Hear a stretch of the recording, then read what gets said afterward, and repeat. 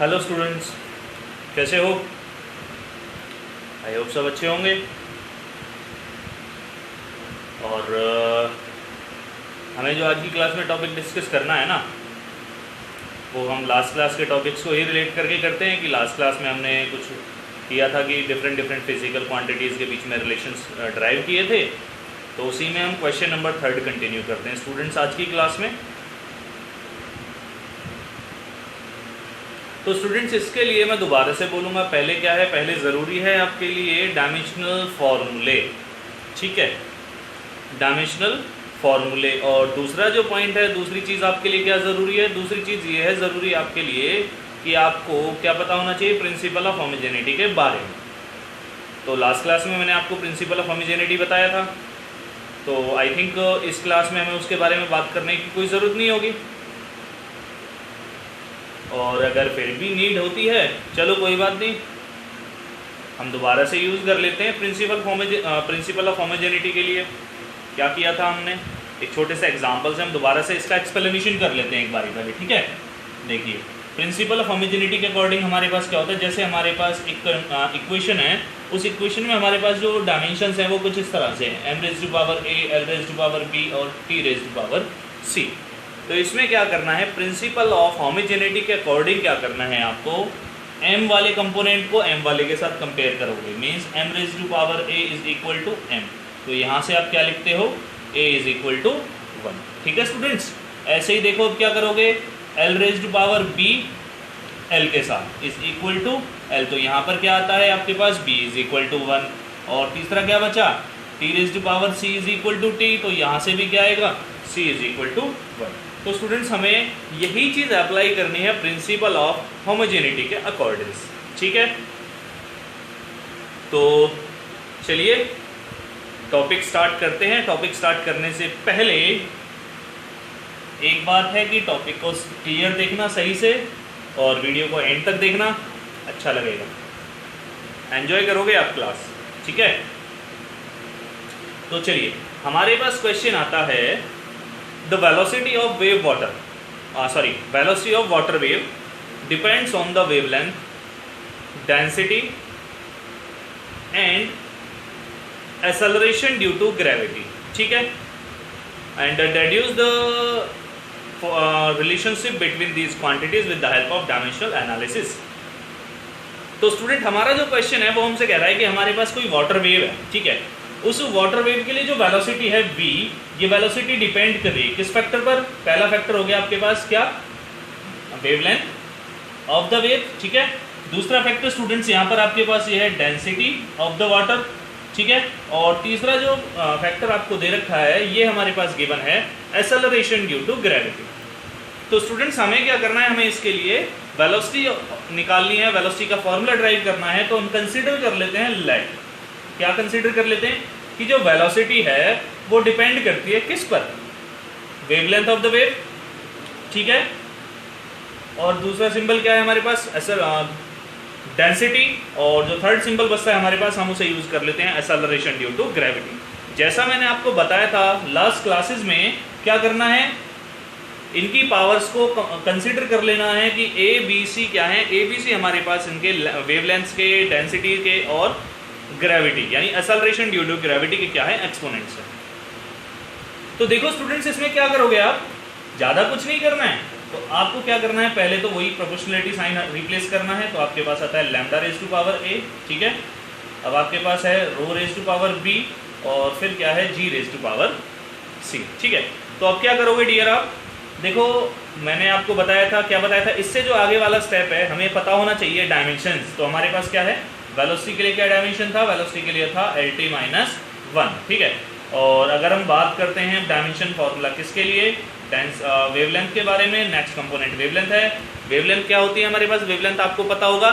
जैसे चलो वेवलेंथ बता देता हूँ मैं आपको एक बारी, वैसे 9th क्लास में आप पढ़ चुके हो। हमारे पास कोई वेव है, ठीक है, ये वेव है, और इस वेव के अंदर क्या है, क्रस्ट और ट्रफ होता है। अब ये क्रस्ट और ट्रफ क्या होता है, क्रस्ट की अगर मैं बात करता हूँ तो क्रस्ट हमारे पास होता है ये वाला पोर्शन। ठीक है, या फिर अगर ट्रफ्स की बात करता हूँ तो ट्रफ्स होता है ये क्रॉस वाला पोर्शन।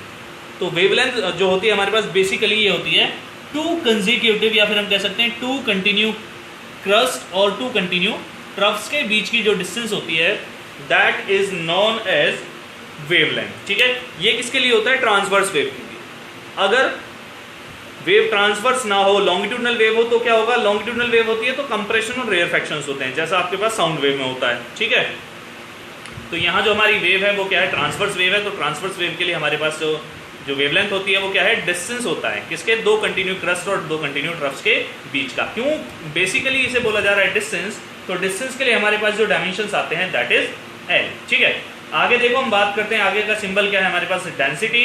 डेंसिटी के लिए क्या था स्टूडेंट्स आपके पास? डेंसिटी के लिए हमारे पास होता है, डेंसिटी का फॉर्मूला क्या था, याद है किसी को?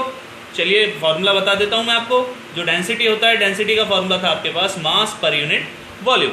अब मास के लिए क्या होता है आपके पास? मास के लिए तो हम एम यूज करते हैं और वॉल्यूम के लिए क्या यूज करते थे?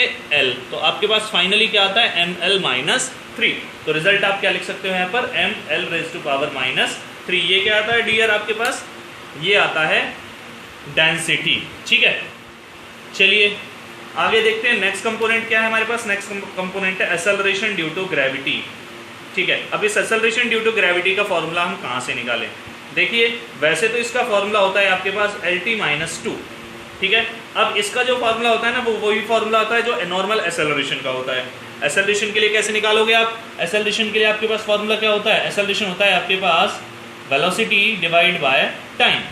वेलोसिटी के लिए क्या है? LT minus 1 divide by time again करते हो तो रिजल्ट क्या आता है आपके पास? ये रिजल्ट आता है LT माइनस 2। ठीक है, तो देखो वही LT माइनस 2 हमने यूज कर रखा है। तो स्टूडेंट्स अब क्या करना है आपको? ये जो भी वैल्यूज है ना आपके पास, जो भी डायमेंशंस आ रहे हैं, इन डायमेंशंस को प्लेसअप करना है। ठीक है, देखो v की जगह हम प्लेसअप करते हैं यहाँ पर LT माइनस 1, तो ये हो गया LT माइनस 1। ठीक है, इज इक्वल टू, आगे देखते हैं क्या है? Constant. Constant as it is place up करना है आपको। कांस्टेंट डायमेंशन लेस होता है यहाँ पे। ठीक है, आगे क्या है? वेवलेंथ। वेवलेंथ के लिए हमारे पास है L raise to power A। Next क्या है? डेंसिटी। डेंसिटी के लिए क्या है हमारे पास? M L माइनस 3 रेज टू पावर B। और आफ्टर दैट क्या है फाइनली आपके पास? G। ठीक है, इस G के लिए क्या है? देखो ग्रेविटी था, ग्रेविटी के लिए हमने निकाला था, इसके लिए था हमारे पास LT माइनस 2 और इसकी पावर जो है वो हमारे पास है C। ठीक है, तो डियर अब क्या करना है आपको? ज़्यादा कुछ नहीं करना, बस कंपोनेंट्स को कैरी कर रहा है। तो M raise to power A open करोगे, आगे M raise to power B, L raise to power minus 3B। आगे देखते हो L raise to power C और T raise to power minus 2C। ठीक है, तो यहाँ पर देखो M नहीं है बट यहाँ पर M आ रहा है, तो क्या करते हैं हम? यहाँ पर मैंने आपको बताया था, यहाँ हम कंसीडर कर लेते हैं कि M रेज टू पावर हमारे पास है 0, LT minus 1 equal to constant k. अब देखिए M raise to power B, अगर हम L के बारे में बात करते हैं तो L के बारे में क्या था? देखो हमारे पास L raise to power A यहाँ पर है, B माइनस 3B यहाँ पर है और C यहाँ पर है, तो हम इसे लिख सकते हैं A minus 3B plus C। ठीक है, अब क्या बचा आपके पास? आपके पास बचा finally T raise to power minus 2C। T raise to power minus 2C। तो स्टूडेंट्स यहाँ तक होता है हमारा। ठीक है, अब जब हम यहाँ तक कर चुके हैं तो अब क्या करना है? मैंने आपको बताया था कंपोनेंट्स को एक तरह से हम क्या कहते हैं? कंपैरिजन करते हैं। ठीक है, या फिर हम कह सकते हैं प्रिंसिपल ऑफ होमोजेनिटी का हम यूज करते हैं। देखते हैं क्या होगा प्रिंसिपल ऑफ होमोजेनिटी के अकॉर्डिंग।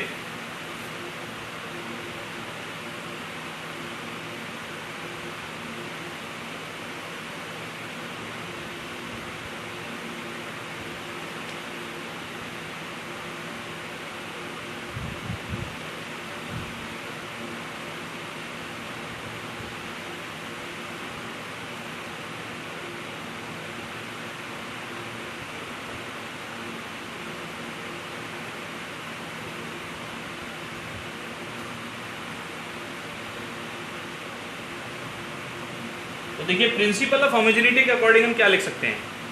हमारे पास क्या था? यहाँ पर अगर हम देखते हैं M रेज टू पावर 0 है और यहाँ पर क्या है? M raise to power B। तो हम लिखते हैं यहाँ पर M raise to power 0, M raise to power B। तो हम क्या कह सकते हैं? B जो होगा, B का जो रिजल्ट होगा वो हमारा होगा 0। ठीक है, B का रिजल्ट 0। चलिए देखते हैं आगे क्या होगा जब B का रिजल्ट 0 है। तो अब देखो आगे हमारे पास क्या है? एक तो है देखो यहाँ पर हम देखते हैं t⁻⁻1 ये है, t⁻⁻2c। तो t⁻⁻1 t⁻⁻2c मीन्स यहाँ से क्या आता है हमारे पास -1 = -2c, तो हम क्या कर सकते हैं c = आता है 1/2। अब देखो b का रिजल्ट 0 आ गया और c की वैल्यू क्या आ जाती है हमारे पास 1/2 आ जाती है। अब क्या करना है, अब देखो आपके पास l बचा हुआ है, l की पावर यहाँ पर कुछ है, l की पावर यहाँ पर भी कुछ है। तो क्या करोगे आप फाइनली, यहाँ से आप फाइनली इसमें यूज करते हो। हमारे पास था l और यहाँ पर है l⁻⁻3b + c, तो आपके पास क्या आता है, यहाँ पर हम लिखते हैं l⁻1 और दूसरी साइड जो है ये हमारे पास क्या है l⁻⁻3b + c। तो यहाँ से क्या आता है आपके पास, आप यहाँ से लिखते हो a-3b + c = 1। ठीक है, अब देखो a की वैल्यू आप निकालनी है, b की वैल्यू आप निकाल चुके हो 0 है, c की वैल्यू 1/2 निकाल चुके हो, तो क्या आता है a-3 × 0 + 1/2 = 1। फाइनली आपके पास क्या आता है a + 1/2 = 1। तो a की जो वैल्यू है वो क्या आती है, वो आती है आपके पास 1/2। ठीक है स्टूडेंट्स, अब क्या करना है आपको, ज़्यादा कुछ नहीं करना। तो क्या करना है, a, b और c की जो वैल्यूज है ना उन्हें इस इक्वेशन नंबर 1 में प्लेसअप करनी है आप। ठीक है, तो देखते हैं v = constant as it is रहेगा, लैम्डा है, लैम्डा की पावर a। देखो a कितना आया हमारा 1/2, तो यहाँ पर हमने 1/2 लिख दिया। b कितना आया है हमारा 0, तो हमने 0 लिख दिया। और जो c है हमारा, c की वैल्यू भी आती है 1/2, तो हमने 1/2 लिख दिया। ठीक है, तो फाइनली जो आंसर मिलता है डियर, हमें आंसर क्या आता है हमारे पास, आंसर हमारे पास आता है लैम्डा के λ⁻1/2 और g⁻1/2। ठीक है, समझ आया डियर आपको? अगर नहीं आया हो ना तो कमेंट बॉक्स में कमेंट करके पूछ लेना। एक बार इसका स्क्रीनशॉट ले लीजिए जल्दी से फटाफट। तो चलिए स्टूडेंट्स, क्वेश्चन नंबर 4 है हमारा। तो क्वेश्चन नंबर 4 है हमारे पास कि spherical body of radius r is thrown into a viscous medium of coefficient of viscosity. ठीक है, कोफिशिएंट ऑफ विस्कोसिटी है हमारे पास, attains a velocity, derive the formula for force which depends on the above quantities। ठीक है, तो students हमें क्या करना है, हमें फोर्स का फॉर्मूला निकालना है। ठीक है, फोर्स का, और क्या कर रहा है, ये डिपेंड कर रहा है किस पर, रेडियस पर, कोफिशिएंट ऑफ विस्कोसिटी पर, और तीसरा क्या स्टूडेंट्स हमारे पास वेलोसिटी। ठीक है, तो यहाँ पर हम दोबारा से क्या करेंगे, मैंने आपसे बोला था कंपोनेंट इनके एक्सपोनेंट्स कंसीडर करने हैं। ठीक है, तो फॉर्मूला क्या आता है अब आपके पास, फॉर्मूला आप कहते हो प्रोपोर्शनलिटी साइन हटाओगे तो k r⁻A η⁻B और v⁻C। ठीक है, यहाँ तक क्लियर? चलिए अब देखो, यहाँ हमें f तो पता है, f का फॉर्मूला क्या होता है, याद होगा आपको, ml t माइनस क्या था 2। ये फॉर्मूला किसका था, फोर्स का। बात करते हैं रेडियस के बारे में। रेडियस क्या है, सेंटर से सरकमफेरेंस के बीच की डिस्टेंस। ठीक है, तो हम क्या कह सकते हैं, सेंटर से सरफेस के बीच की डिस्टेंस है, तो L यूज हो गया। अब क्या है आपके पास, हम बात करते हैं v के बारे में, वेलोसिटी है, तो इसके लिए क्या होता है, LT-1 होता है। अब बचा आपके पास, ठीक है, ईटा, कोफिशिएंट ऑफ विस्कोसिटी। अब कोफिशिएंट ऑफ विस्कोसिटी कहाँ से निकालोगे, देखो मैंने आपको जब डायमेंशन फॉर्मूले वाली क्लास थी, मैंने उसमें आपको दिया था इसका कोफिशिएंट ऑफ विस्कोसिटी का फॉर्मूला। ठीक है, याद नहीं है तो कोई बात नहीं, जो हमारे पास कोफिशिएंट ऑफ विस्कोसिटी का फॉर्मूला होता है, ये होता है हमारे पास stress per unit velocity gradient, stress. चलो इसका डायमेंशन फॉर्मूला पहले हम साइड में कैलकुलेट कर लेते हैं। तो मैंने आपसे बोला है stress per unit velocity gradient. ठीक है, अब देखो यहाँ पर हमारे पास क्या, ये ग्रेडियंट जो वर्ड है ना, ये हमारे लिए बिल्कुल नया है। अब ये होता क्या है, ग्रेडियंट का मतलब होता है बेसिकली डिवाइड बाय लेंथ, और स्ट्रेस के लिए मैंने आपको बताया था फोर्स पर यूनिट एरिया। ठीक है, और यहाँ पर क्या करना है, हमें वेलोसिटी ग्रेडियंट निकालना है। वेलोसिटी ग्रेडियंट हमारे पास क्या था, वेलोसिटी डिवाइड बाय लेंथ। ठीक है, वेलोसिटी ग्रेडियंट है तो लेंथ क्या करेगी, अप साइड चली जाती है। तो f के लिए क्या था डायमेंशन, ml t-2, a के लिए एरिया हो गया। ठीक है, L2 हो गया, वेलोसिटी के लिए LT-1 इंटू लेंथ के लिए हो गया L। तो यहाँ पर देखिए आपके पास कुछ चीज़ें कैंसिल आउट हो जाती हैं, तो कैंसिल आउट होने के बाद क्या बचता है रिजल्ट, फाइनली ml-1 T-1। ये बचता है डायमेंशन फॉर्मूला किसके लिए, कोफिशिएंट ऑफ विस्कोसिटी के लिए। तो यहाँ पर हम यूज कर लेते हैं ml-1 T-1। ठीक है, यहाँ तक हो गया। चलिए अब हमें इसकी जरूरत नहीं है तो हम इसे रफ कर देते हैं। अब क्या करना है डियर, आपको वही चीज दोबारा से रिपीट करनी है। कौन सी, जो पीछे वाले क्वेश्चन में जैसे हमने किया था कि जैसे एफ के लिए क्या है हमारे पास ml-T-2 एफ हो गया हमारा, आगे कांस्टेंट, उसके बाद क्या है L⁴A, उसके बाद क्या है कोफिशिएंट ऑफ विस्कोसिटी, इसके लिए क्या निकाला है हमने ml-1 T-1⁵B, और आगे वेलोसिटी है, वेलोसिटी के लिए हमारे पास होता है LT-1/c। ठीक है, तो क्या करना है अब आपको, वही चीज जो स्टार्टिंग से करते आ रहे हैं हम, ml-2 as it is equals to k, powers open करेंगे, LA MB L-B T-B LC T-C। ठीक है, ये इस तरह से आता है रिजल्ट हमारा। उसके बाद नेक्स्ट स्टेप जो आता है ml-2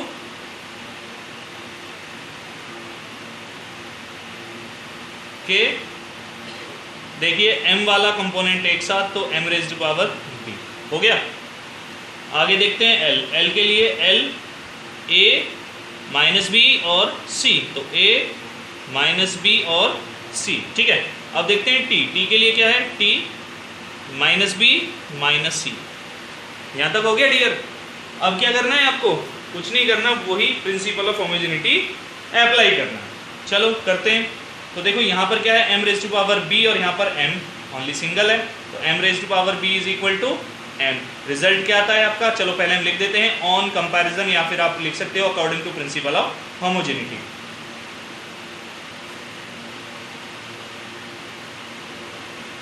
क्या आता है आपके पास रिजल्ट आता है यहाँ पर, तो m⁵b इक्वल टू m। ठीक है, मीन्स आप कहते हो b इज इक्वल टू 1। हो गया यहाँ तक।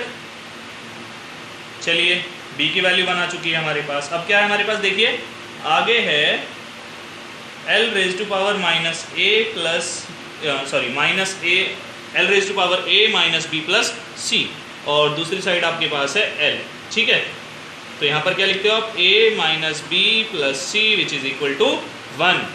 ठीक है ना। अब देखिए तीसरा पॉइंट बचा आपके पास T⁻⁻B-C is equal to T⁻⁻2। ठीक है, -B-C और T⁻⁻2। अब क्या करोगे, तो आप लिखते हो -B-C is equal to -2, B+C equals to 2। देखो B के लिए आपने 1 निकाला हुआ है, तो B+1 इक्वल्स टू क्या आता है 2। तो फाइनली तो अब आपके पास फाइनली C कितना बचता है, C की वैल्यू आती है 1। ठीक है स्टूडेंट्स, देखिए B की वैल्यू 1, C की वैल्यू 1। अब क्या करोगे, प्लेसअप कर दो यहाँ पर A की वैल्यू निकालने के लिए। तो करते हैं A - B की जगह 1 + C1 इक्वल टू 1, तो A कितना आ गया, A भी 1 आ गया। तो देखिए A, B और C तीनों की वैल्यूज कितनी आ रही है डियर स्टूडेंट्स हमारे पास 1। ठीक है, तो अब क्या करना है आपको, क्या करना है कर लेते हैं, चलो जो करना है।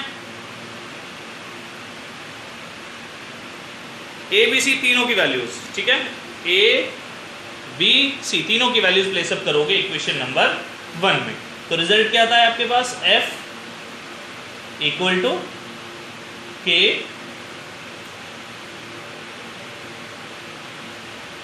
ठीक है, ये रिजल्ट आता है आपका। तो ये फाइनली वो फोर्स हो जाता है जिस फोर्स की डिपेंडेंसी आती है किस पर, इन क्वांटिटीज पर। और यहाँ पर जो फोर्स होता है ना, इस फोर्स को हम बेसिकली बोलते हैं बैकवर्ड ड्रैगिंग फोर्स।